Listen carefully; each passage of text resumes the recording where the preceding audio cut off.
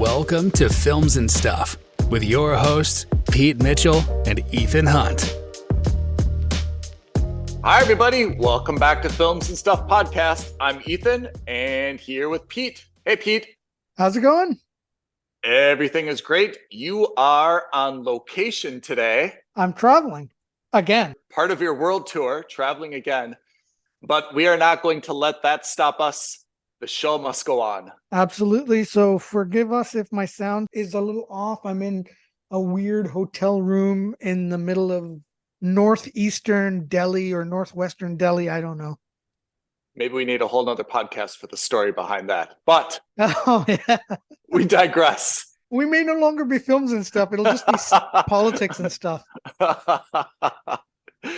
So we are back with our weekly stream or skip episode. We all know the rules.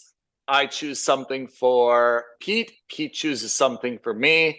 We watch a few episodes, we rate it, and we do the hard work so that you don't have to. And occasionally we find some diamonds in the rough. Occasionally we find some duds. And generally this year, Pete has had a better roster of shows than I have, although I'm starting to catch up. Yeah, that's right. So generally speaking, our lists have been relatively, I want to say average to mediocre at best. Yeah. And that's me being generous. And I, as it is, as a grader, as a reviewer, I am generally quite forgiving. You're a great inflator. I am. I like to follow the... If you're that university professor, everyone would walk out of your class kind of with like the A minus, right? Yeah. If I'm having a really bad day, maybe a B plus. Last week you had Beef on Netflix. You loved it so much so that you convinced me to watch it. I loved it as well. So that was a huge assignment that you had last week. And what did you have this week? I remember at the end of last week, I went out of my way to say that, listen, it's a mooch, but probably by the end of the week or the month or the year, it'll be a must subscribe, like after I've had a chance to absorb the show more fully. You were and now that overthinking you've it. seen it, Yeah. I think you can understand where I was coming from. By the time you finished the series, or by the time you were halfway through the series, I'd already changed the score to a must subscribe. If you haven't seen Beef, it is a must subscribe from the both of us. It's rare that happens. So when it does, it's a cause for celebration. Definitely make sure you go watch that. Yeah. But anyway, so this week I was meant to be watching The Twilight Zone on Paramount Plus. Reboot. Yep. And just like The Twilight Zone, imagine if a narrator would say, but unfortunately that didn't happen. And that didn't happen because yet once again, the streaming platform struck, and as part of some kind of deal or some kind of rights issue, Paramount Plus has apparently pulled Twilight Zone, or at least they have in the UK. I couldn't get access to it. Oh. So no matter what I tried, I couldn't. Now, of course, we will never tell you to access programs illicitly, but I will caveat that to say that, streaming platforms should take notice that the more content they pull off of their platforms and not give you an alternative way to see them, the more difficult it's going to be for genuine subscribers like Ethan and myself to justify not watching the shows. Like, I was actually very keen on watching The Twilight Zone, but I don't have access to it anymore. And for example, I can't access Roku or Flim Flam or Cornelius Inc. or whatever is the latest. Are those real platform. names? Those real names? No, but I'm sure by now, by the end of this episode, they will be. I just subscribed to Flim Flam. Yeah. So, it's a bit annoying. And so I don't know. I'm not suggesting we should go out and try to find illegal ways of watching these programs, but I am saying that if these platforms and these studios aren't careful, that's what you're ultimately going to lead people to do. In the immortal words of Jurassic Park, life finds a way. Yeah. Yeah, absolutely. So I chose another show and I just randomly picked Agent Elvis on Netflix. That sounds crazy. What is that about? So it's pretty timely in the sense that, we just had the Elvis biopic with Austin Butler come out relatively Yep. recently. Mhm. Agent Elvis is weird. It's an animated show on Netflix and it's got a stellar cast. Let me start off by saying it's got a stellar cast. Elvis is played by Matthew McConaughey, Huh. and he's got his sidekick played by Johnny Knoxville. And the premise is that Elvis is recruited by a covert secret agency. I guess that's redundant. A secret agency in the United States to work for them as a spy. Undercover, or he's supposed to be using his public persona? As Elvis. So it's All right. undercover in the sense that, no one would believe that Elvis Presley was a secret agent, yet he was. Okay. And so here's the crazy part. So they get into a bunch of hijinks. His handler is played by Caitlin Olsen, who you'll probably remember as Dee from It's Always Sunny in Philadelphia. Oh, yeah. And their boss is Don Cheadle. Oh, but this is animated. All animated. Okay. Really well done. The animation's a great style. Here's the crazy part, and this is the part that's going to make you laugh. The story, the premise, is actually based on a kernel of truth. Like there's a nugget of truth. I was actually going to ask and say, is this based on like a conspiracy theory or? It's not. Elvis was one of those people who, even though he was a rock star, was very much against the quote unquote hippie movement. He didn't like drugs. He didn't like consumption, that kind of thing. Elvis didn't like consumption and drugs? Well, drugs particularly. Yeah. And so in real life, went to the White House without an appointment and tried to meet Nixon.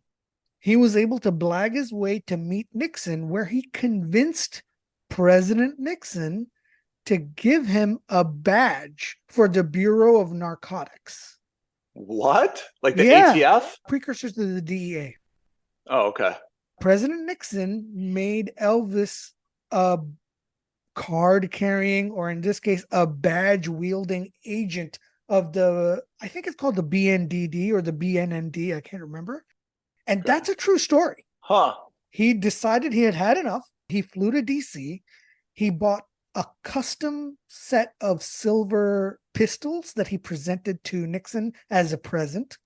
And in return, he became an agent for the BNDD. Huh. Okay.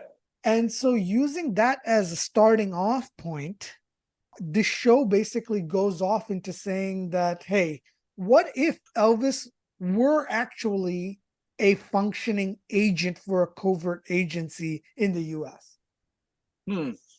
So that's the basic premise of this TV show. It's pretty funny. You get to see a lot of Elvis's, I don't know, somewhat of a backstory. I don't know if it's true or not true. I mean, obviously this is hyper fictionalized, the missions part of it. For example, his wife Priscilla Presley is voiced by Priscilla Presley. Oh, really? Yeah. Oh, that's cool. Yeah. So obviously this has the blessing then of the correct Elvis estate. Exactly. The estate is somehow involved in this. This is one of the rare few adult animated series. And by adult, I mean mature, right? I don't mean adult as in like pornographic in any way.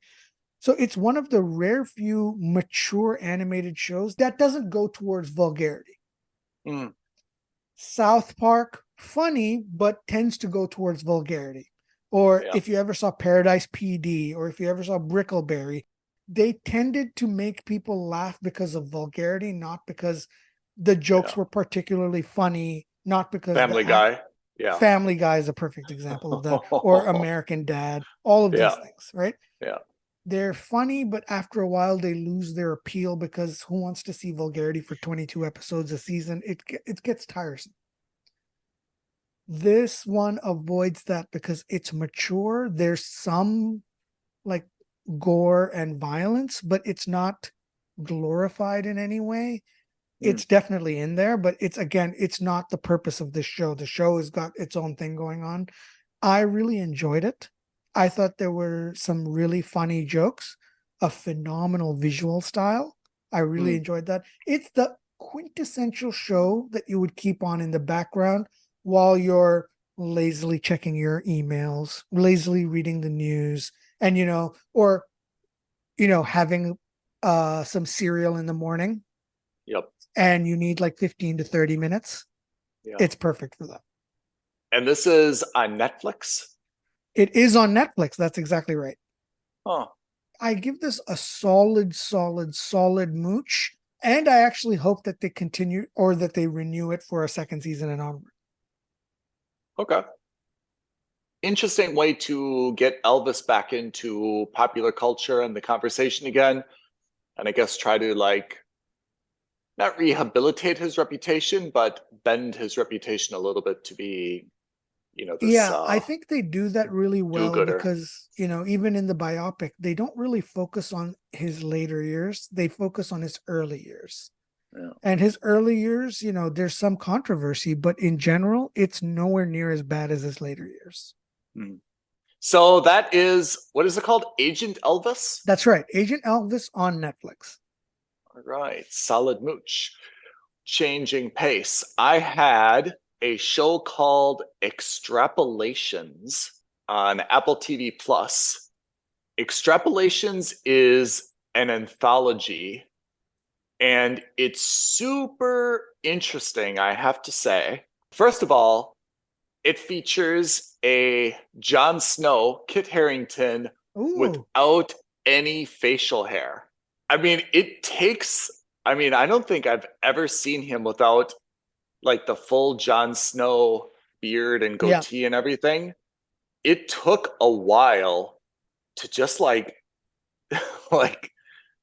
get to know him again, it's very jarring. I don't think we can think of anyone else who we've never is so dramatically known for facial hair the way Jon Snow is, right? We've never seen him without a beard. So first of all, I like it very much. But let me tell you exactly how this is set up.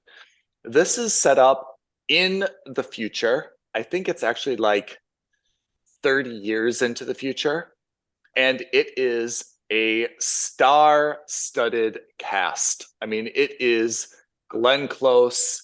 It is Ed Norton. It is Diane Lane is in there. Sienna Miller is in there.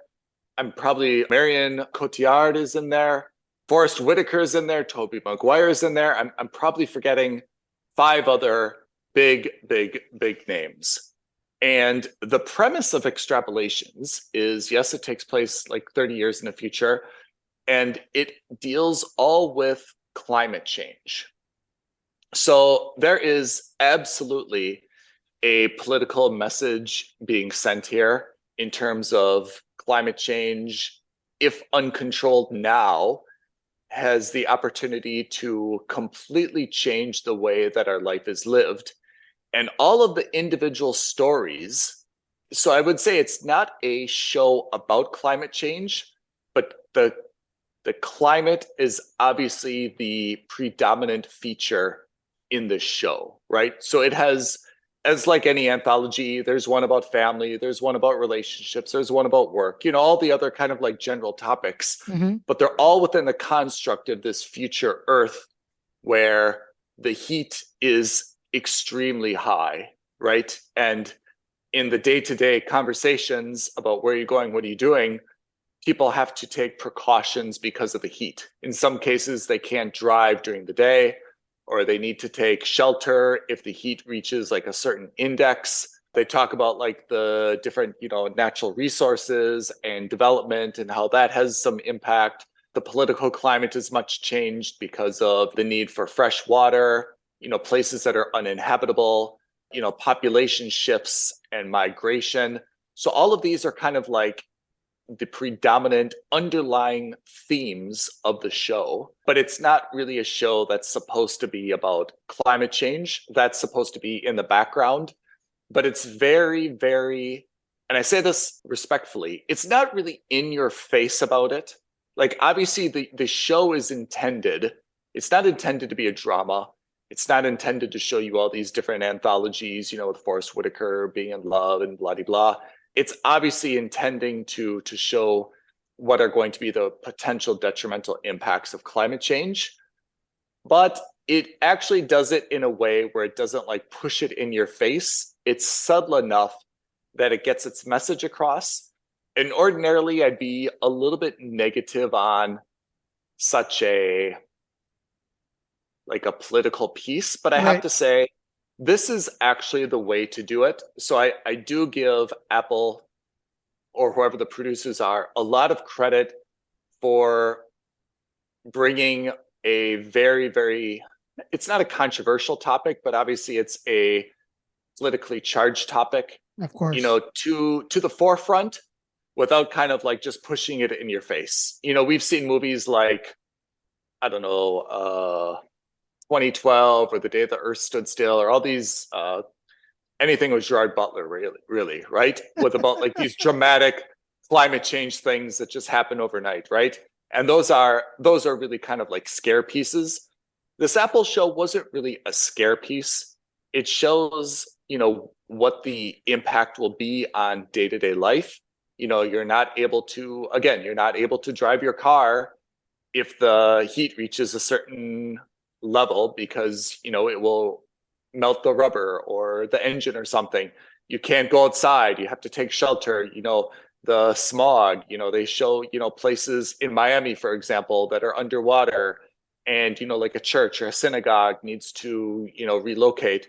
So it's definitely a theme in the background, but the whole purpose of the show is not to give a platform for all these incredible actors. It's a platform to kind of demonstrate what the world would look like if climate change is left unchecked. So I have to say, I think from that perspective, the message is received. It does a good way of, without being kind of intentionally scary and overly dramatic, it does show, I think, in a more realistic way, like, is this really what you want the world to be like, where species are extinct and your kids are never able to see this type of animal ever, and they just don't even know what that is. They just have a stuffed animal, but they've never seen an elephant or a giraffe or a beluga whale or something like that. Do you really want to be in a place where your fashion accessory is an oxygen backpack because you just can't walk across town because the haze of the smog is so bad? Do you really want to be in a place where you have to travel, plan your travel schedule around, the heat, and only be able to kind of like drive at night? So it's done very well. The cast is of course exceptional, and a little bit of me believes that this is kind of one of those Hollywood projects where it's easy to say, hey, we're going to do something on climate change. Do you want to be a part of this? And everyone maybe obligatorily kind of volunteers because they want to be a part of it, and they want to send them like kind of virtual signaling, that this is something that they support. But it's great to have a really, really all-star cast in this thing. All the episodes are compelling. For me, what I really like is I love, as you do, tech and sci-fi. So I think every single one of these episodes has a technology or an idea or a theme that I thought was like really interesting and compelling. So I give this a must subscribe. Whoa. Yeah. I have to say I was a little bit skeptical when I first started watching it, just because I thought that the climate change message was going to be so in my face that it would turn me off a little bit.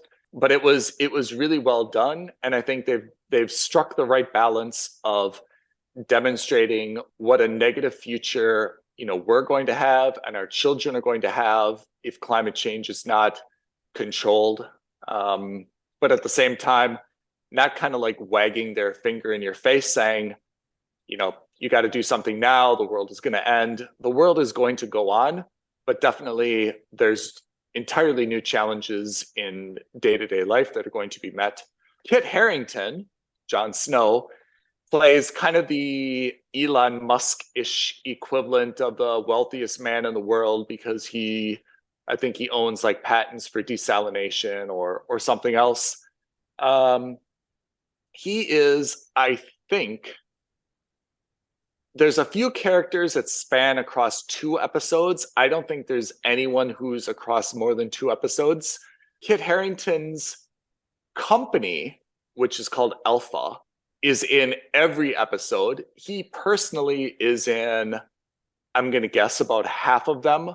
Sometimes he's kind of a central figure. Sometimes he's, just off screen, but he's definitely kind of the global power player that politicians and celebrities and everybody is either working for or working against or something. So he's kind of like omnipresent in every episode. His character is not terribly dynamic, to be honest. It's an Elon Musk kind of villainous, wealthiest man in the world kind of thing. Not terribly compelling role for him, I have to say. So that's, I think, a little bit of a disappointment. I would have liked him to have like a little bit of a more dynamic role. All the other episodes are fine, but again, it's an all-star cast. The episodes are fine, but I think for me the most fascinating thing was the technology, the sci-fi, and just looking into a future that is, I mean, maybe it's not going to come true, but that's what I think is a more accurate depiction of what the world would look like, in 30 years. Maybe the climate change is not as dramatic as they've depicted, but just kind of like the intersection of technology and human touch and things like that. I thought that's a pretty good guess in terms of what things will probably look like. Okay. So that's Extrapolations, Apple TV Plus. For me, I think it is a must subscribe. Which means it's automatically on my list now. Gotta go on your list, Pete. What do we have in the hopper for next week? You will be staying on Apple TV Plus. Actually, you're on a bit of an Apple TV Plus streak right now. I am. You'll be staying on Apple TV to watch Shantaram. Shantaram. Yes. And I will hopefully be on Amazon Prime to watch Daisy Jones and the Six. Oh, I'm excited to hear what you think of that. I have seen 1 or 2 ads, like, those pop-up ads on some websites. I know nothing of this show, so I'm quite intrigued. Just as a side note, most of the listeners here will know, in the UK, prior to Paramount Plus being launched, Amazon was the streaming/distribution partner for all Star Wars related properties. The first 2 seasons of Picard, Strange New Worlds, and Lower Decks, I was watching on Amazon Prime. I was waiting for the season to end or almost end before I started watching the 3rd season of Picard. I went to watch it on Amazon Prime, and lo and behold, Amazon Prime turns around and says, you can watch it now exclusively on Paramount Plus, or pay £7 a month to get Paramount Plus through Amazon Prime, which is a bit of a kick in the teeth, I'll be honest, to do that mid-season of a wildly successful show. Yeah. Or maybe not cool. Wildly successful, but popular at least. And actually, I'm kind of glad I didn't start, because it would have been even worse if I'm midway through. Now, I'm lucky I have Paramount Plus. Man, if I were an Amazon Prime subscriber, and one of the benefits I had from Amazon Prime was that I got to watch all of Star Wars, and then to have the rug pulled out underneath me with no notice. I didn't get an email. I didn't see anything. I literally went in 6 weeks ago just to check. Everything was fine. And then last week to check in on like episode 9. And then I thought, okay, I'm going to kick off on the whole thing. It wasn't even an option for me unless I paid extra money to Amazon. I thought Amazon has really lost a lot of the content that, we grew accustomed to. But there's just not a lot of great original content on Amazon. When I go to Amazon Prime, I look and I've seen kind of everything that's been on there, right? I've seen Jack Ryan. I've seen Reacher. The Boys is between seasons now. I started The Consultant with Christopher Waltz, but there's just not. I mean, Rings of Power, of course, was a very, very high profile show. But what have they done to maintain subscriptions after that's ended? You saw like A League of Their Own. What else is going on Amazon Prime that keeps people I renewing mean, their A subscriptions? Private Affair was a bust. That was The Devil's terrible. Hour was a bust. Terrible. The Consultant was fine. It was serviceable. Yeah. I mean, I was excited for Carnival Row, but I still haven't watched it. And that Neither says have more. I. That says more about Carnival Yeah. Row than it does for Amazon. But like, I Yeah. still haven't seen it. Yeah. I'm not that excited about it. I mean, again, I think that Netflix, the content on Netflix, I think, is up and down, but at least they've got a lot of stuff that you can try. Yeah. Amazon Prime doesn't even have that much stuff you can try. Like if you go and you're like, okay, like what do I want to watch? It's almost like you're funneled towards one or two things. There's just nothing else. I think Apple TV Plus is really gaining a lot of momentum, and they're actually quite incredible. If you go to Apple TV Plus now, there's 4 or 5 things that you can watch. Yeah. We've already talked about, the Big Door Prize. Now we've got Extrapolations. There's a few things that we really, really liked on there, right? Can I give you a hot take? Hotter the better. I think that instead of spending 750 million pounds or dollars on Lord of the Rings, I think they should have just offered Paramount Plus or one of these smaller platforms as a freebie for Amazon Prime members. I think that makes a lot of sense for actually both platforms. Yeah, because it immediately increases the footprint for Paramount Plus by a massive number. And it immediately increases the amount of content for Amazon Prime. Yeah. I have to say, yes, you and I have, let's call it business purposes for subscribing to Paramount Plus. Yeah. Paramount Plus just doesn't have that much. It's got, what it does is good quality, don't get me wrong, but you're not wrong in the sense that in terms of size of their content library compared to the others is still relatively small. But especially am I right? Apart from Yellowstone and Picard, what series is on Paramount Plus? Yeah, so Paramount Plus, Paramount really is kind of focusing on the Star Trek universe. That's one pillar. And I guess the Sheridan universe, right? Because they've got Yellowstone, 1883, 1923. Matthew McConaughey has just signed on to replace another Yellowstone adjacent program because Kevin Costner is retiring from Yellowstone at the end of this season. Tulsa King. So you've got the Sheridan. Oh, Tulsa King was great. Yeah, it was good, but again, it's you've got the Sheridan verse, as it were. You've got the Star Trek verse. Everything else is a bit meh. Their movies are great, but like in terms of TV shows, I'm still a bit wondering what else they have on there. Yeah. I just thought that was a little update that I thought I'd give to our UK, at least our European listeners. Yeah. If you were hoping to catch up on Picard like I was, if you don't have Paramount Plus, it's going to be much harder for you now. Oh, and just another side note, I think that's funny that I didn't even realize that was still happening. Netflix has officially, as of at the end of this year, so it's still running, they're stopping their mail-in DVD business. Oh man, I didn't even know if they did that anymore. Yeah, I thought that was done a long time ago, but I think it's October of 23 or September of 23. They're stopping that service. I have to say, I don't think I will ever experience the joy that I used to have with the Netflix DVDs. Yeah. Where I think we got like 3 at a time. Yeah.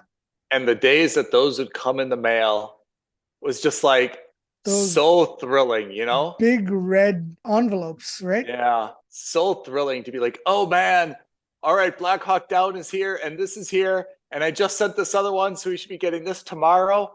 And it was just like this revolving door of amazing movies every day or every other day. Now we're just so spoiled a little bit that, we should be able to watch everything. And it's also become more complicated in terms of Paramount Plus or Showtime or Apple TV Plus or AMC Plus or, right? Yeah, You're also absolutely. limited what you can see. We're very fortunate that you and I see almost everything, but not everyone has that the same. Well, exactly, and that's that's part of the service that we provide here at Yeah. Films and Stuff. Okay, so I'm excited to watch Shantaram, and I'm excited for you to watch Davy Jones and the Six. That's right. So that's what we've got for next week. In the meantime, listeners, if you have any shows you'd like us to watch or add to our watch list, reach out to us at F&S Podcast on Twitter. DM us on Instagram at Films and Stuff Podcast. Drop a like and comment below this video. And of course, you can always reach us on email, aloha@filmsandstuffpodcast.com.